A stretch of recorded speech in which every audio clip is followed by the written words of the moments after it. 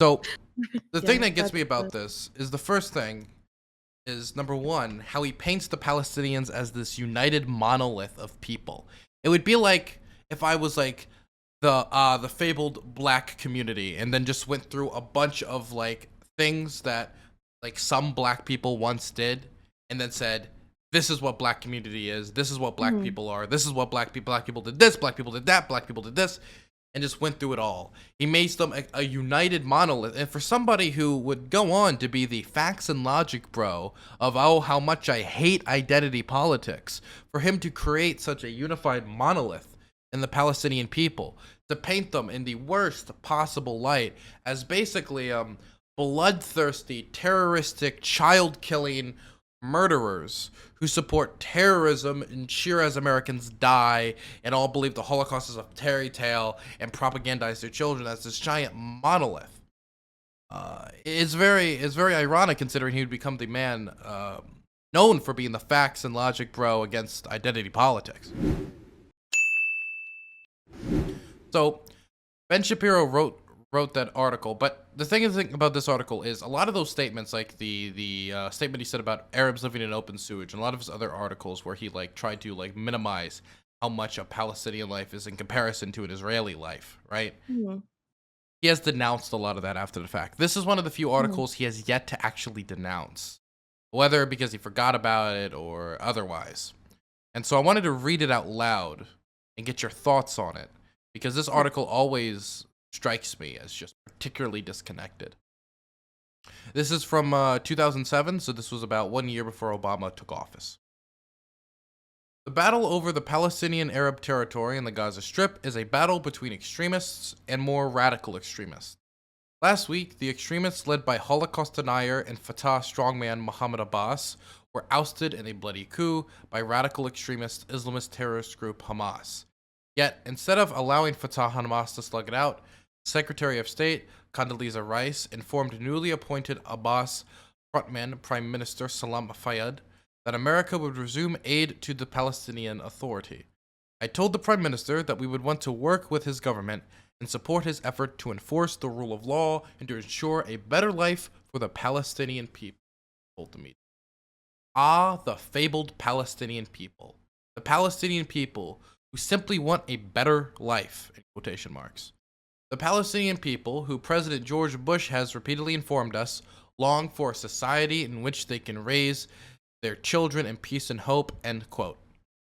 The Palestinian people, who support, fund, and execute suicide bombings. The Palestinian people, who dress their toddlers in bomb belts and then take family snapshots. The Palestinian people who cheered on September 11th as the World Trade Center towers fell. The Palestinian people who followed terrorist extraordinaire Yasser Arafat, supported Saddam Hussein, shredded the blooming rose that was once Christian Lebanon, and almost toppled the Western-friendly Jordanian monarchy. Palestinian people who destroy relics of the Temple Mount, openly call for the destruction of the State of Israel, ally with Syria and Iran, and elect Hamas.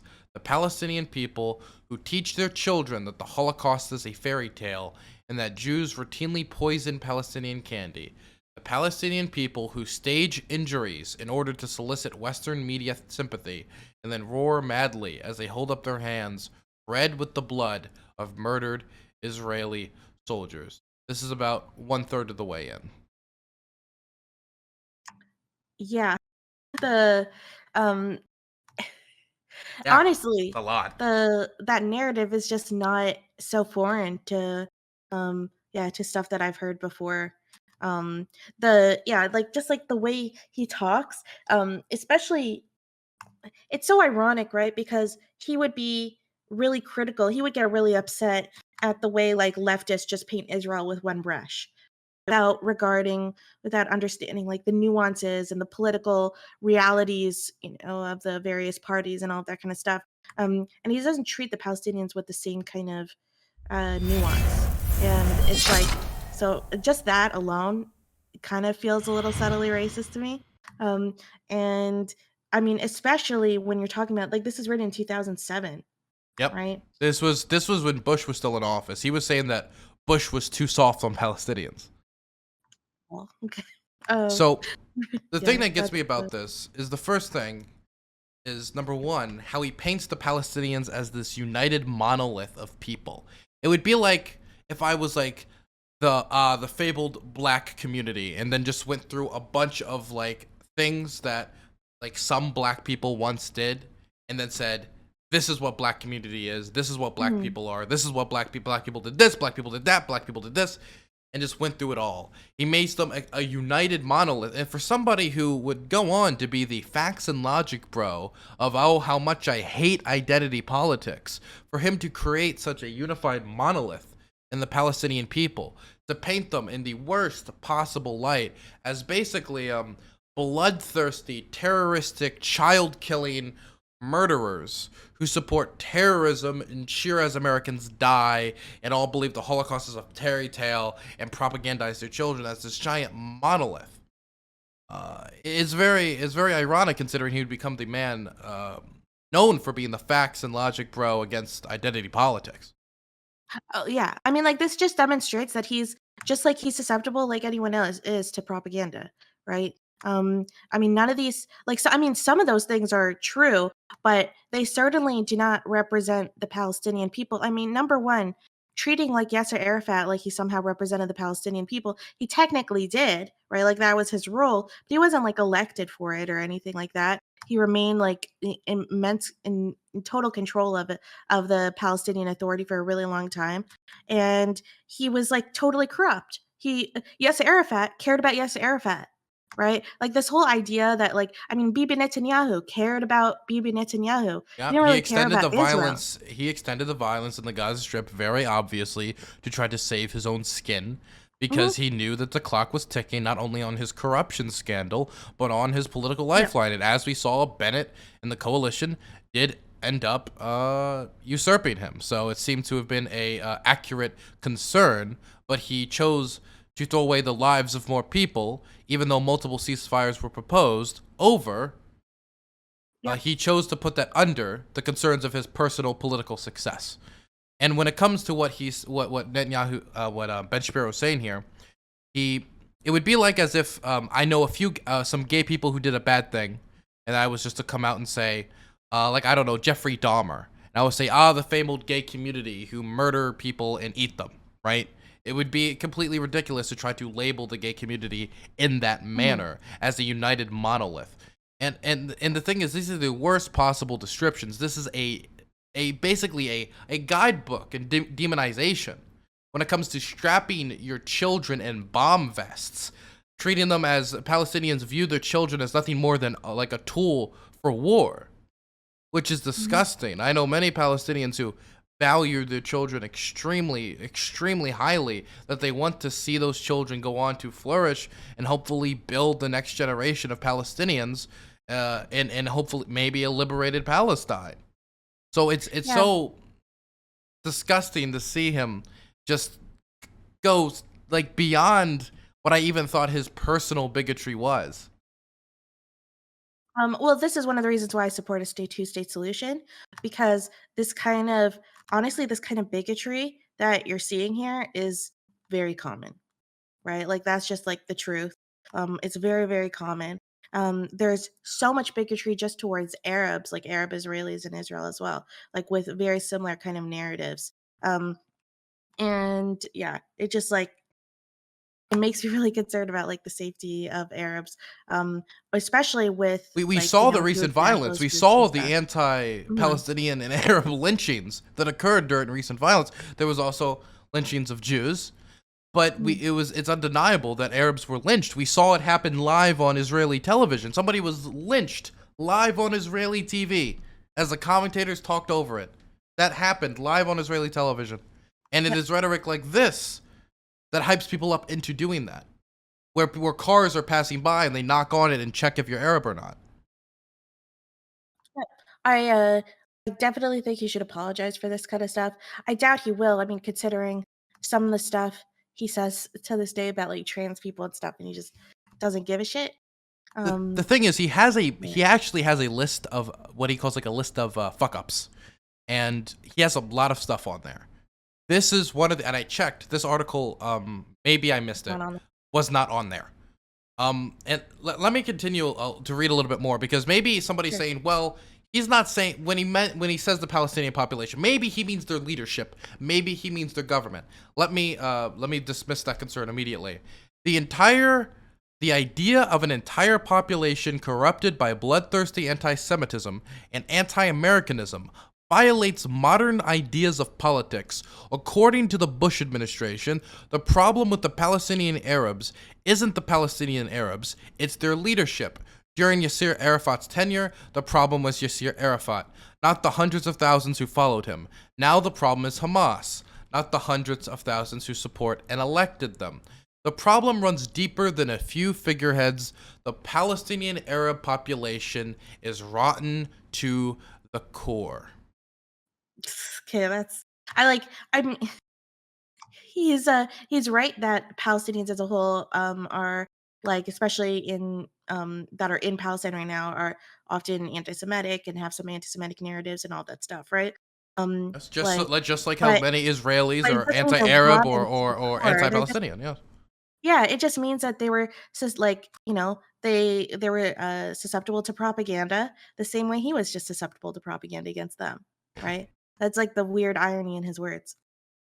But to suggest that a whole population is rotten, It's disgusting, gross. degenerate, baby Mhm. killing, all of this, to lump them all into one categorization, when we do know that there are Palestinians who are not anti-Semitic. We do know Mhm. that there's Palestinians, many, who are upstanding, normal citizens. And just because, and I will say this, even if somebody supports a disgusting organization like Hamas, that does not give any government authority to enact violence upon them, or just because they have that, even though they're supporting a disgusting organization, even though Mel would say otherwise, Mm. that doesn't mean like that isn't a justification for high civilian casualty numbers. And a lot of his other articles, which he has apologized for, actually kind of somewhat used that as a justification, for the military actions of the Israeli state, which was seen, which is designated by things like Amnesty International as extremely callous to civilian casualties. That's always been one of Mhm. my main criticisms of the Israeli military, is their Yeah, callousness towards same. civilian casualties when they engage in military operations. I remember recently, like, there was like the recent military engagement was like 50% civilian casualties. I'm like, oh my god, that's disgusting. And I remember someone like, man, that's amazing. That's the best I've ever seen it. Great job. Yeah. And No, it that's just blew me actually away. yeah. The I honestly just like the way he talks about Mahmoud Abbas, the leader of Fatah. Um, the like Mahmoud Abbas, like he calls him a Holocaust denier. I think even by 2007, he was no longer a Holocaust denier, and he'd even gone. I don't know if by 2007, but I know he's gone to Auschwitz, like himself, because he feels like it's important to recognize what Jews have gone through in order to like negotiate with them, which I totally agree with. Um, and I like, and he talks about him like he's just another Yasser Arafat and another anti-Semite or something. Totally just and it's just like it's just this is what a typical racist does. Like they just paint everyone with the same brush, and they don't act like there's I any kind of I am sure differences between them. that he will keep the same amount of pressure up on Marjorie Taylor Greene after she has apologized at the Holocaust Museum. Did you see that? That she went to the Holocaust Museum and was Oh like, yeah, yeah. "Oh damn, I did a I thing on my shouldn't." stream about it. She was like 40 years old, just realizing that the Holocaust was a little bit more It's than just somebody being told to wear a and just mask like in a yellow fucking stars. in like a Home Depot. It's like, oh my god, I don't want to wear a mask in a Cracker Barrel. This is like the Holocaust. You have to go to a I museum to figure out that isn't the case. Yeah, no, I hope that instance just like teaches everyone to just stop making comparisons to the Holocaust, like, because it always comes off really gross. Um, yeah, it's pretty, yeah, it's pretty disgusting. Wonder if there's not much more to read here except of just basically him repeating like basically the entire sentence. But I just wanted Mm, to get your thoughts on this, because this is always something that really struck me. That mhm, he's never, that this is, and the thing is, let's say even if his rhetoric has changed, the policies he advocates for when it comes to Palestine and Israel hasn't changed majorly. Mhm. that he is still, when you see the content he pushes out, he still diminishes the suffering of Palestinians, Yep. and will basically try to justify any claim that the Israeli government makes to any amount of territory, whether illegal by international law or not, like, for example, the settlements in the West Bank. Well, this is because, like, Ben Shapiro is not, he's not an arbiter of truth or even trying to be, right? Of course. He's a lawyer. Like, he went to law school, to my knowledge, right? And this is one of the reasons why he's often regarded positively within Jewish communities, right? Is it not because he's like this arbiter of truth, but because they see him as like defending them. So it's like, and a lawyer is going to defend you even when you're wrong, right? A lawyer is going to to lie for you or to minimize things for you and all that kind of stuff. And for a long time, Jews have felt like they're, especially Zionist Jews, like have felt like the media was really really against them. Like they didn't have anyone kind of advocating for their point of view. Um, and because he's so, I guess, I don't know if you want to say he's good at debating, but he's good at rhetoric, right? And he speaks really fast. He's kind of being regarded as a bit of like a hero in that sense, like within those communities. Like my dad loves Ben Shapiro, even though he doesn't agree with him like politically much, because it's just like it's this attitude of, oh, someone's defending us, like we have a voice.